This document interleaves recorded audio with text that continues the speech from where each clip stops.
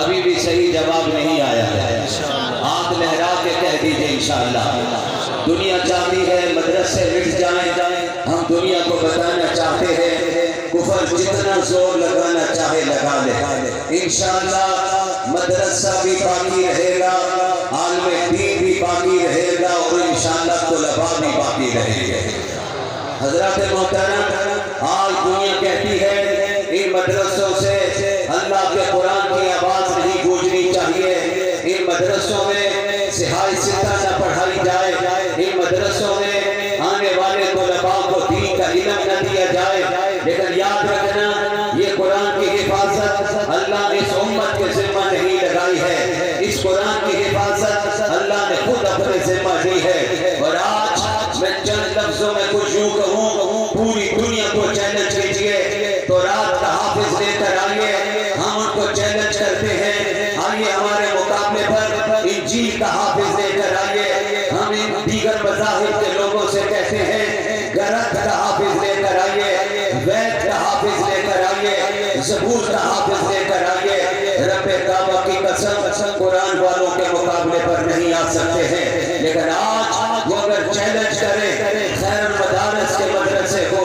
ملتان کے چھوٹے سے مدرسے کو، مولانا خلیل الرحمن درخاسی بھی بیٹھے ہوئے ہیں، پیر صدیق صاحب بھی بیٹھے ہوئے ہیں، حافظ عبدالصمد بھی بیٹھے ہوئے ہیں، چھوٹے سے مدرسے کو چیلنج کریں کہ تم اپنی کتاب کا حافظ لے کر آؤ، تو میرے والد ماجد فرمایا کرتے تھے ہم ان کے مقابلے پر آنکھوں والے نہیں نابینا پیش کر دیں گے۔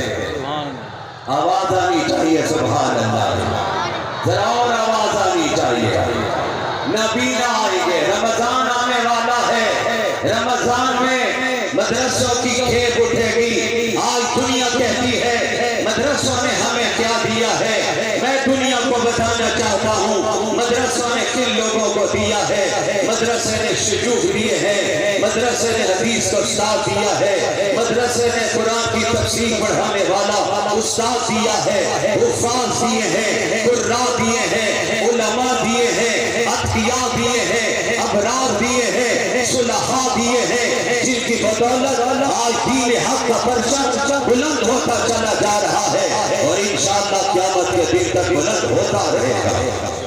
اونچی آواز سے انشاءاللہ میں بات کو تتیمہ کی طرح لے جانا چاہتا ہوں، آئیے آپ کی ترجمانی کرنا چاہتا ہوں۔ میرے قائد محترم حضرت مولانا فضل الرحمن دامت برکاتہ العالیہ عدیل ہیں، اللہ کا فضل ہے، صحت پہلے سے بہت بہتر ہے، ہم ان کے لیے یہاں پر بھی دعا کریں گے، اور آپ نے خلوت میں بھی دعا کرنی ہے۔ میرا طالب علم اٹھے، تہجد کے وقت اٹھے، اللہ کے سامنے جھکے، ابھی میرے بزرگ آپ کے سامنے شاعرانہ انداز میں بڑی خوبصورت باتیں کہہ رہے تھے، حضرت قاری صاحب کو خراج تحسین پیش کر رہے تھے۔ میرے جوان، میرے طلباء، میرے علماء، یہ آنے والے لوگ تہجد کے وقت اٹھیں، موبائل جیب میں پڑا ہے، اس پہ الارم لگائیں، اس الارم پہ تہجد کے وقت جب الارم بولے گا اس وقت اٹھیے، وضو کیجئے، 2 رکعت پڑھیے، سجدے میں پڑھیے، اللہ سے مانگتے جائیے، مانگنا آپ کا کام ہے، دینا میرے رب کا کام ہے، ساری کائنات کو وہی دیتا ہے۔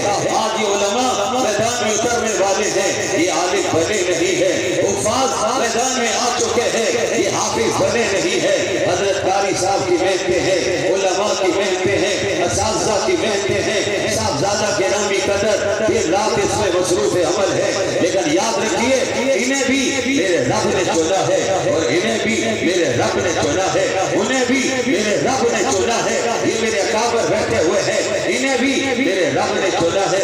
ذرا ملتان کے اس مرکز میں بیٹھ کر حق کا کلمہ بلند کیجئے، سب کو چننے والا نیلی چھت والا ہے، ذرا مل کے بتا دیجئے اس کا نام کیا ہے۔ آواز نہیں آئی ہے، آواز نہیں آئی ہے، پھر مل کر کہہ دیجئے، دل سے کہہ دیجئے۔ حضرت مفتی حسنی صاحب بھی تشریف لا چکے ہیں، حضرت خواجہ صاحب بھی بیٹھے ہوئے ہیں، خانقاہوں کو سجا کے بیٹھے ہوئے ہیں، اللہ کی ضربیں لگتی ہے، انہیں معمولی نہ جانیے، انہی ضربوں کی وجہ سے آج دنیا قائم ہے، اور انشاءاللہ یہ ضربیں لگتی رہیں گی۔ ذرا مل کے کہہ دیجئے اللہ، دل سے کہہ دیجئے، زور لگا کے کہہ دیجئے، آنکھ اٹھا کے کہہ دیجئے، اللہ تعالیٰ کیجئے، مجاہدین کی آواز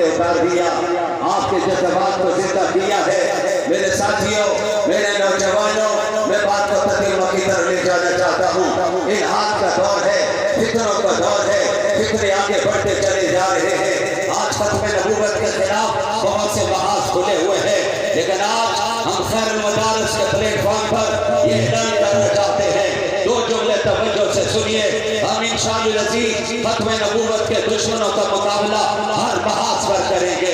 اونچی آواز سے کہہ دیجیے انشاءاللہ۔ کبھی چوک و چوراہوں میں بھی کریں گے، پارلیمنٹ میں بھی کریں گے، پارلیمنٹ سے باہر بھی کریں گے۔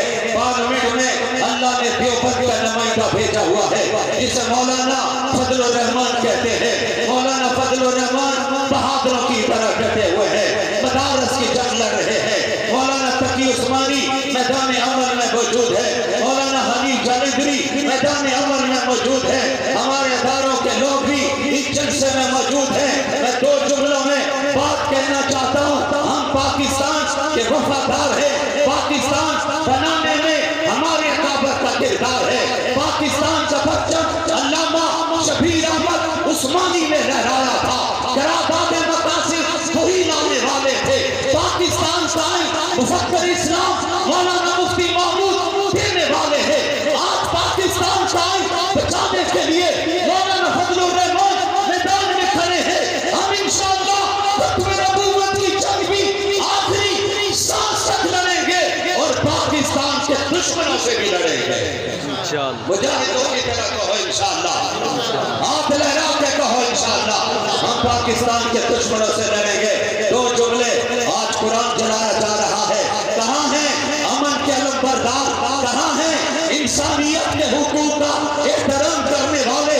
آج میرا قرآن جلایا جا رہا ہے، ہمارا قرآن جلایا جا رہا ہے، لیکن میں انہیں کہنا چاہتا ہوں ہم بہت دور بیٹھے ہوئے ہیں۔ ایک کاش تم ہمارے سامنے ہوتے، پھر مزہ آتا۔ پاکستان کا مجاہد اٹھتا، اس کافر سے کہتا ادھر آ ستم گر ہنر آزمائے، تو تیر آزما ہم جگر آزمائے، ان کی نسلیں برباد ہوگی۔ اور شاہ عبدالعزیز رحمت اللہ علیہ نے بہت پہلے اس مسئلے کا جواب دے دیا تھا۔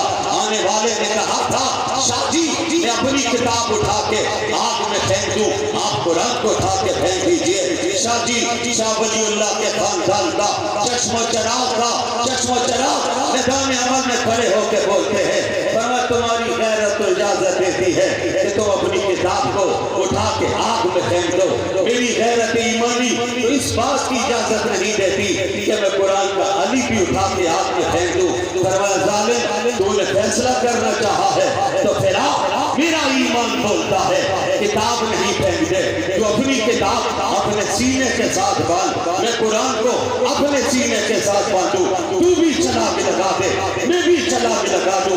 کتاب پر تو کچھ لگا کے آیا ہوا تھا، اپنے وجود پر تو کچھ لگا ہوا نہیں تھا۔ شادی کی بات سنی فَبُہِتَ الَّذِي كَفَرَ، کافر بات